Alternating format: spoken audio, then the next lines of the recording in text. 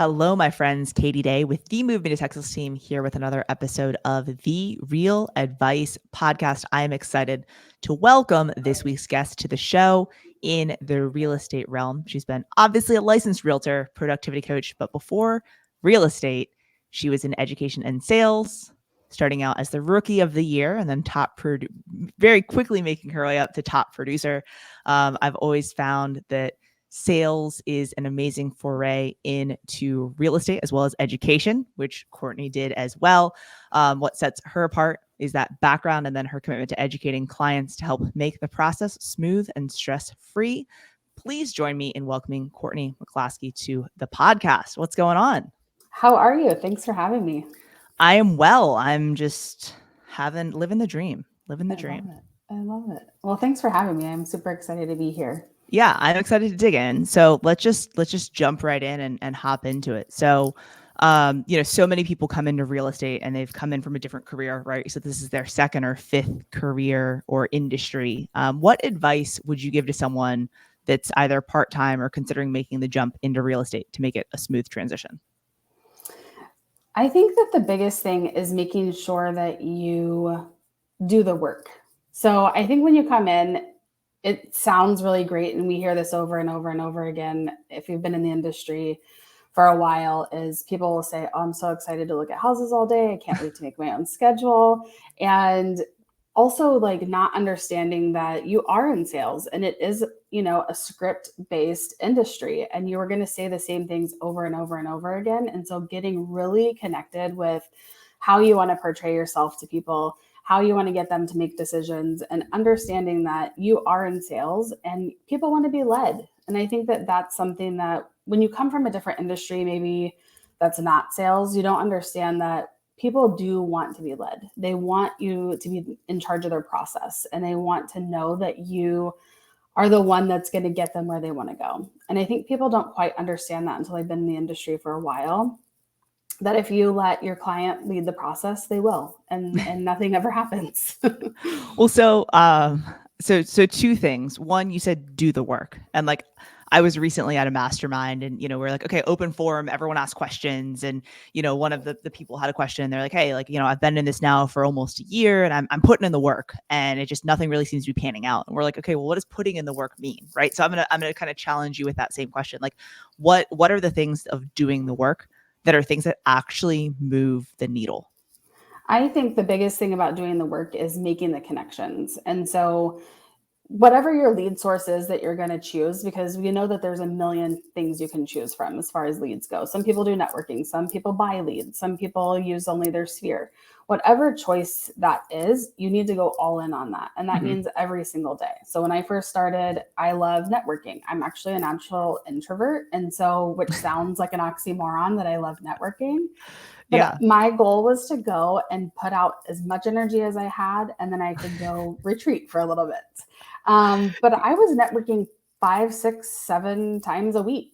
And I made my own networking group. And so then I was inviting other women in business to my networking group. And then I was able to get business that way. So I think whatever it is your lead source is, and mine has shifted over the years, but it doesn't matter. You have to really commit to doing that work because that is the only thing. That's how we get paid, right? Yeah, You've got to make connections. You've got to move people through the process and get it done, or you're never going to get a paycheck.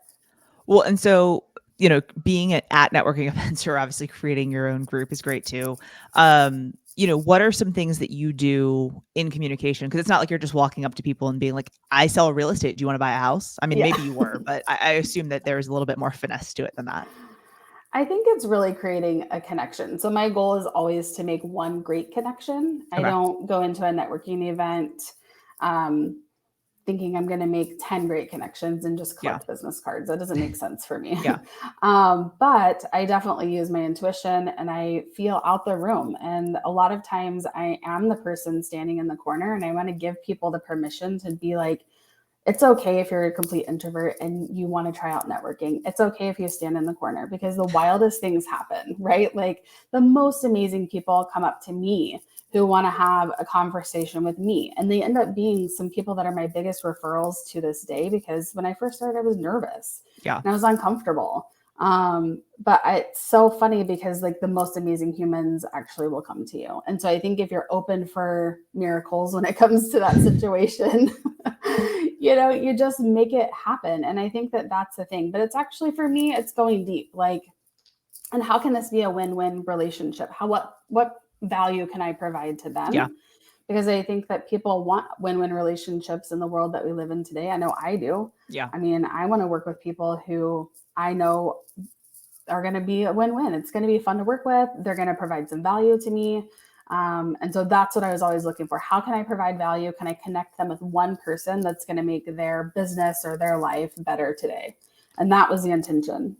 Yeah, being that connector and being, trying to add value in any way, always comes back tenfold.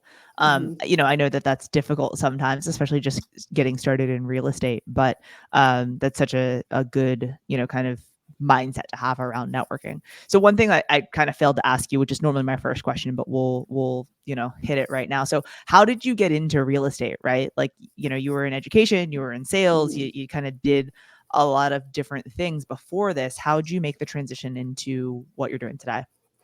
I've always been interested in real estate. My dad's actually a builder in Texas. Okay.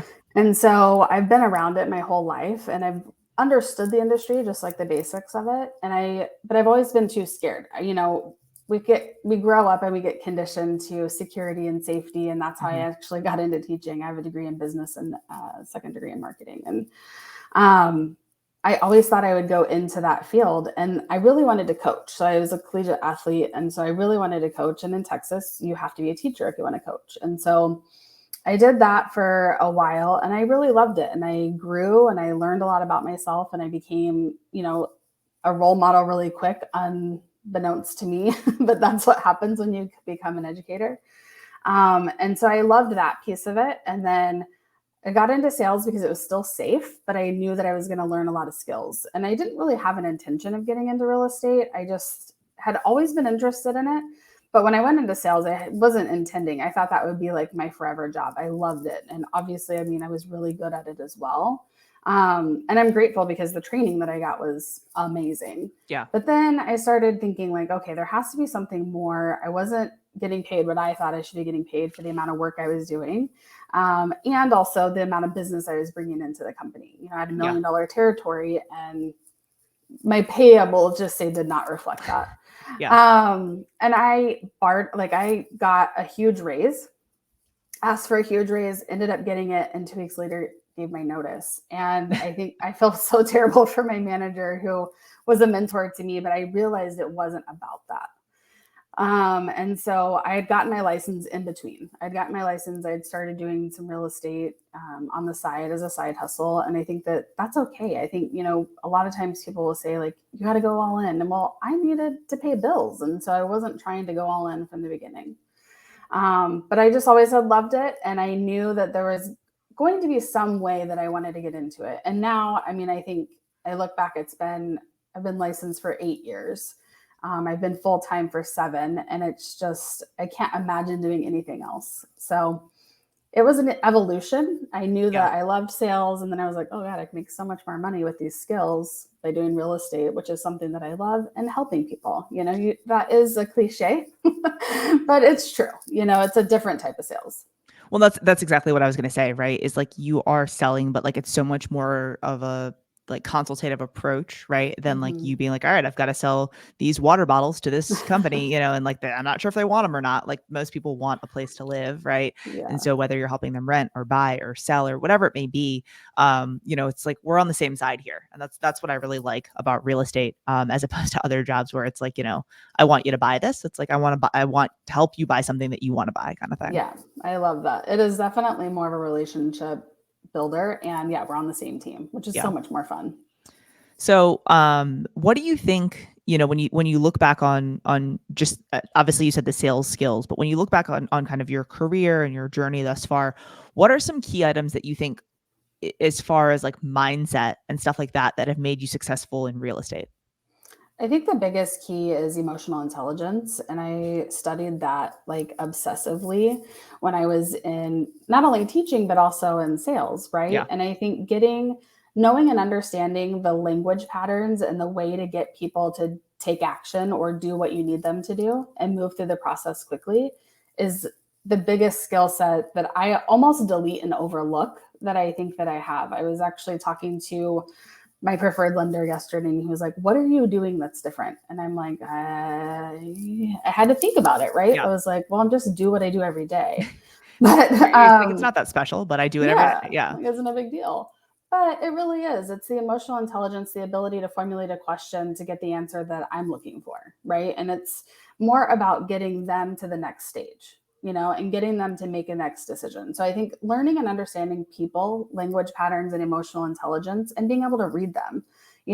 If they're ready to buy, they're going to give you those signs. Their language patterns, their conversations are going to be a certain way. If they're not and they're a tire kicker, that's okay too. They may be 2 years down the road. It's no big deal. But what I find when I coach agents is they put all their time into people thinking that they're ready to buy, and I can have 1 5-second conversation and realize they're not ready.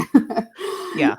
And so they're wasting people's time, and that's not their fault, right? That's the agent's fault, not getting through the process good enough and having a good understanding to really see where they're at and put them in the right spot. So if I were, a brand new agent and, I had some leads that I needed to call or something like that, what would be some key questions that you may ask to, like, obviously we have all the scripts of like LP Mama and like the different things to like understand like what type of house you want to buy. But what are some things that like, if you feel like someone's on the fence or like kind of to understand their motivation?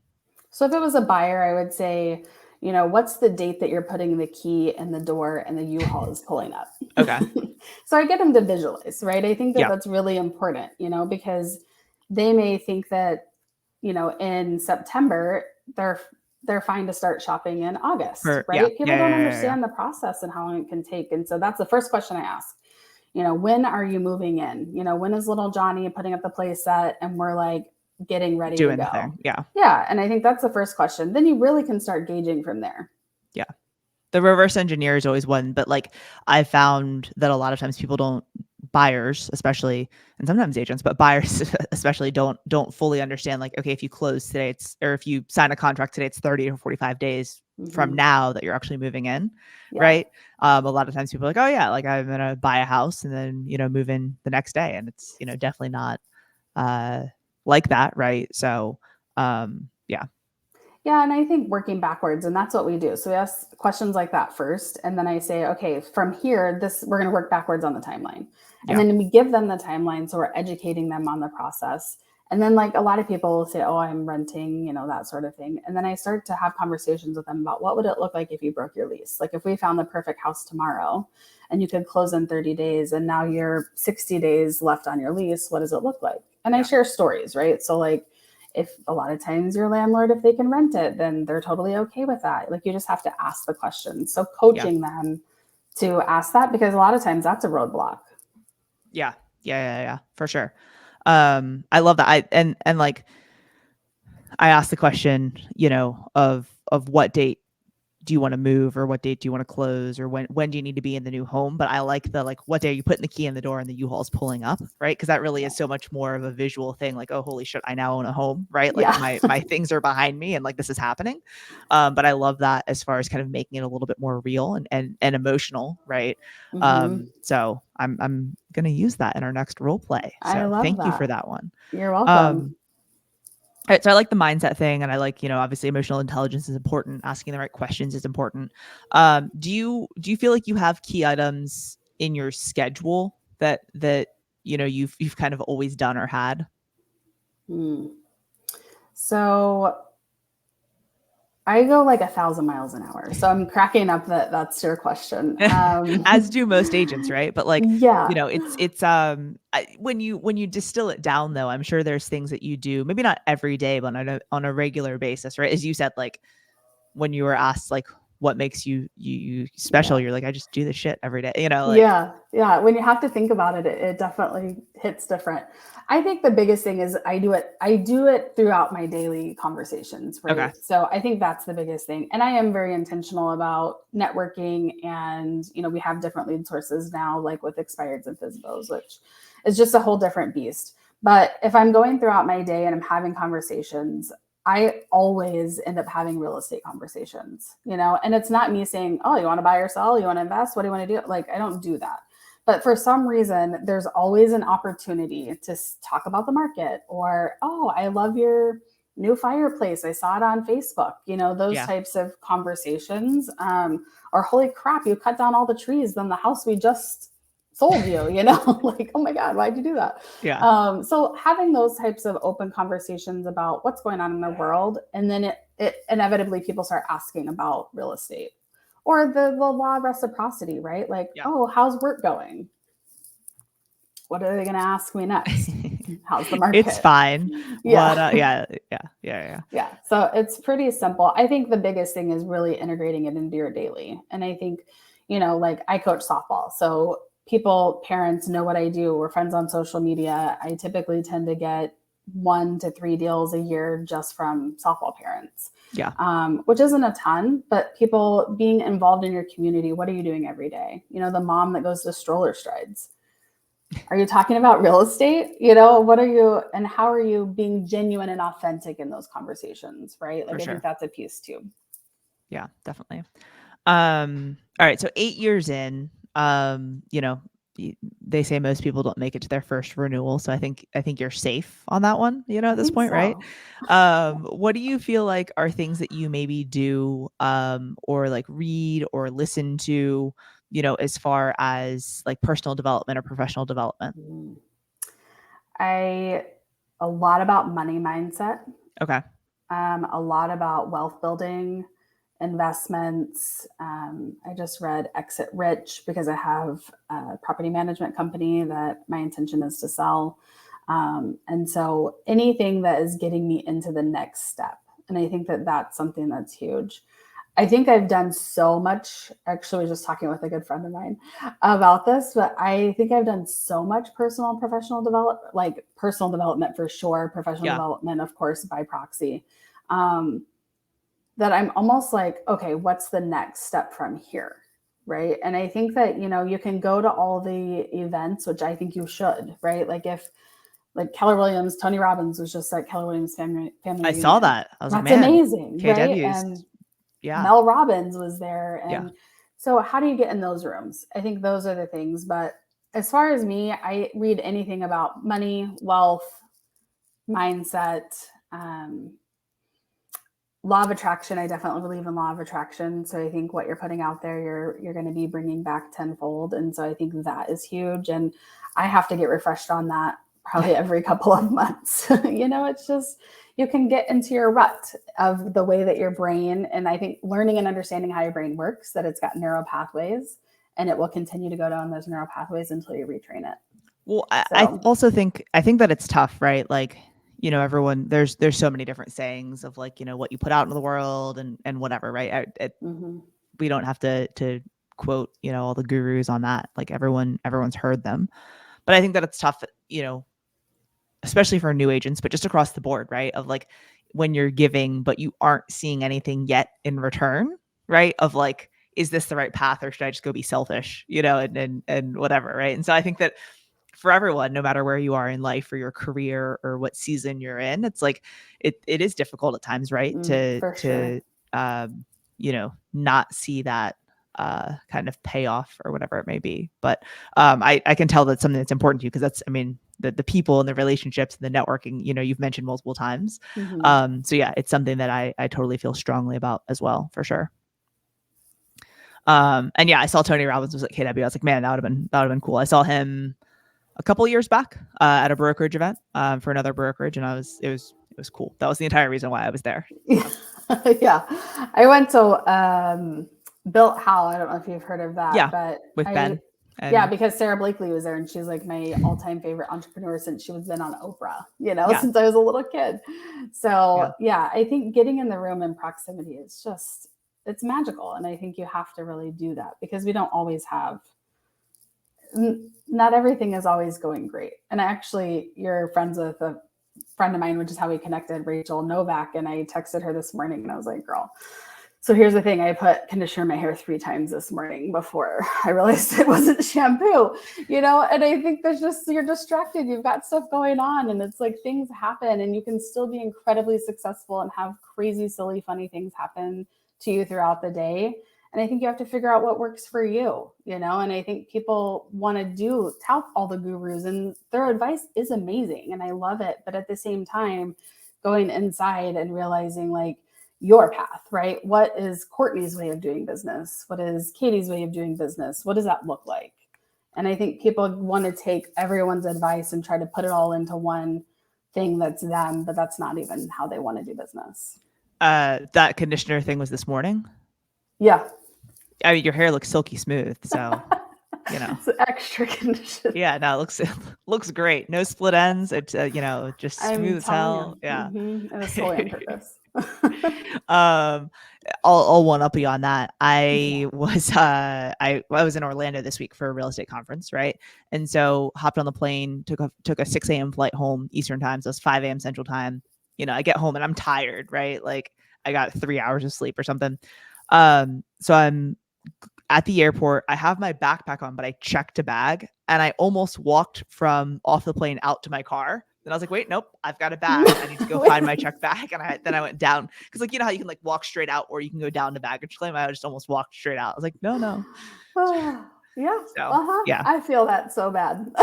But at least yours was in your home. I was like, I could have freaking gotten in my car, driven, halfway home and like, oh shit, I don't have any of my things. Sure. So I'm glad. I would have saved it for you. It would have been okay. Yeah. So we all have those moments, right? See, you can do anything. Yeah. It's fine. Okay. I'm going to hit you with the one question that I ask everyone on the podcast. Okay. And that is, if it were your last meal on earth, what would you be eating? Pizza, hands down. Oh, no hesitation either. Pizza. Is it some like local place? No, any kind of pizza, pepperoni, okay. Basic, don't care. It's my favorite of all the things. You'd eat like Little Caesars as your last meal? Sure. Totally fine. Bold statement. Don't even care. Okay. All right. Not a hesitation. It's pizza. Okay. Good to know. Well, Courtney, I appreciate you and all of the knowledge that you shared today. If someone does not follow you on social, where is the best place for them to connect with you? Instagram is the best. CC Investments, Courtney Carroll CC Investments, or Facebook is fine. Courtney Carroll McClasky. It's fine, but Instagram is the best. Yeah. Awesome. Well, I so appreciate you hopping on today. Hopefully we can hang out sometime in person sometime soon. But I appreciate you and wish you nothing but the best. Thank you so much.